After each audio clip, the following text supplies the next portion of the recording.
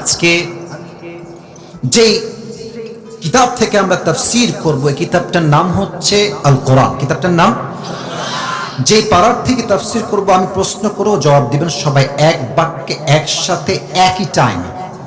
30 নম্বর পারা। যুবক ভাইয়েরা, মুরব্বী আব্বাজানরা, পাবনার ভাইয়েরা, কত নম্বর পারা? Right answer.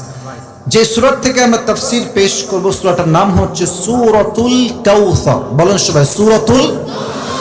এটা হচ্ছে কোরআনুল কারীমের সবচেয়ে বড় সূরা। বড় না ছোট? শুধুই কি ছোট না সবচেয়ে ছোট? আচ্ছা, এই সূরার আয়াত সংখ্যা হচ্ছে মোট 3টা। বলেন সবাই, কয়টা? ওইদিকে সাউন্ড খুবই কম। Let's try again. কয়টা? এই সূরার রুকু হচ্ছে জাস্ট একটা। বলেন সবাই, কয়টা? এই সূরাটা হচ্ছে কোরআনুল কারীমের 108 নম্বর সূরা। 100 কত নম্বর সূরা? আর এই সূরার শেষ এন্ড ফাইনাল কথা হচ্ছে এটা মাদানী সূরা নয়, এটা হচ্ছে মাক্কি সূরা। সুবহানাল্লাহ পড়েন সবাই।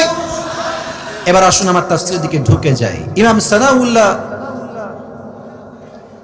তানিপত্তি রহমাতুল্লাহি আলাইহি লিখেছেন, কেউ যদি কোরআনের কোন একটা সূরা অথবা ভার্স অথবা চ্যাপ্টারের তাফসীর করতে চায়, 5টা বিষয়ে কথা বলা সবচেয়ে জরুরি। হাত দেখাচ্ছি, আঙ্গুল দেখে বলেন তো পাবনার ভাইয়েরা, কয়টা বিষয় জরুরি?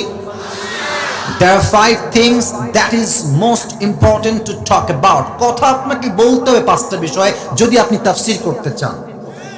নাম্বার 1, যদি কেউ আয়াতের তাফসীর পেশ করতে চায় প্রথমেই লাগবে শুদ্ধ তেলাওয়াত। যার আয়াত পড়াই সহি না তার তাফসীরের দাম 2 পয়সা আল্লাহর কাছে নাই। ঠিক আছে কিনা বলেন?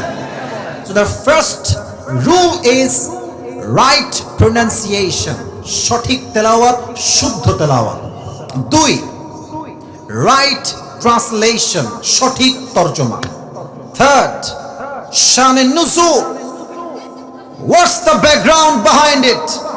Why Allah subhanahu wa ta'ala has revealed this surah when he has revealed this surah? Allah কেন নাজিল করলেন, কোন সময় দিলেন, প্রেক্ষাপটটা কি ছিল জানার দরকার। পাবনার ভাইরা সবাই বলেন তো, আছে না নাই?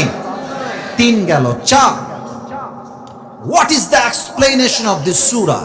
এই আয়াতের ব্যাখ্যা কি, ইন্টারপ্রিটেশন কি? 4, 5, what's the lesson that you have got from this surah?